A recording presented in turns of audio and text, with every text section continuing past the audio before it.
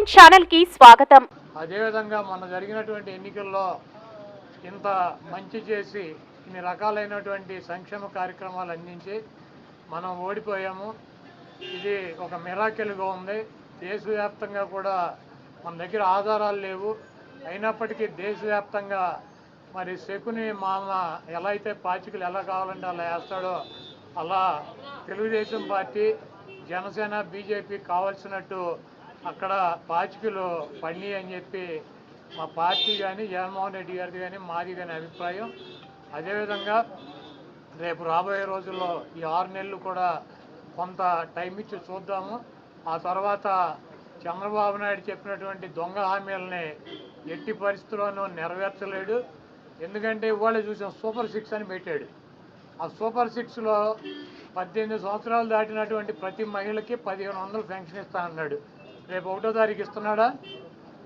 దాని గురించి మాట్లాడట్లా. 3 గ్యాస్ సిలిండర్లు ఇస్తానని చెప్పాడు, దాని గురించి మాట్లాడట్లా. బస్సుల గురించి మాట్లాడట్లా. అదేవిధంగా బీసీ కానీ, ఎస్సీ కానీ, ఎస్టీ కానీ వర్గాలకి 50 సంవత్సరాలు దాటిన వాళ్ళకి పెన్షన్ ఇస్తానని చెప్పాడు సూపర్ 6లో. దాని గురించి మాట్లాడట్లా. అది ఎప్పుడు ఇస్తాడో చెప్పట్లా.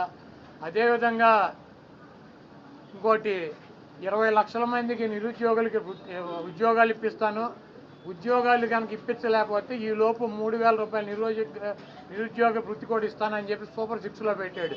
మొన్న తెలంగాణలో హరీష్ రావు గారు మాట్లాడుతూ చెబుతున్నాడు, చంద్రబాబు నాయుడు గారు చెప్పిన వాగ్దానాన్ని ఏమీ చెప్పాడు. 1000 రూపాయలు ఈయన పెంచింది. ఇప్పుడు వచ్చి 3000 ఆల్రెడీ ఇచ్చేది జగన్మోహన్ రెడ్డి గారు 3000 ఇస్తా అంటే ఈయన వచ్చి 1000 ఇచ్చాడు. మీరు అక్కడ 2000 ఇస్తా అంటే రేవంత్ రెడ్డి 4000 చేయాలి కాబట్టి అక్కడ ఇబ్బంది పడుతూ ఉంటాడు. ఇంకా ఈయన సూపర్ 6 అని చెప్పి ప్రతి మహిళకి 1500 రూపాయలు ఇస్తాడు 18 సంవత్సరాలు దాటిన వాళ్ళకి.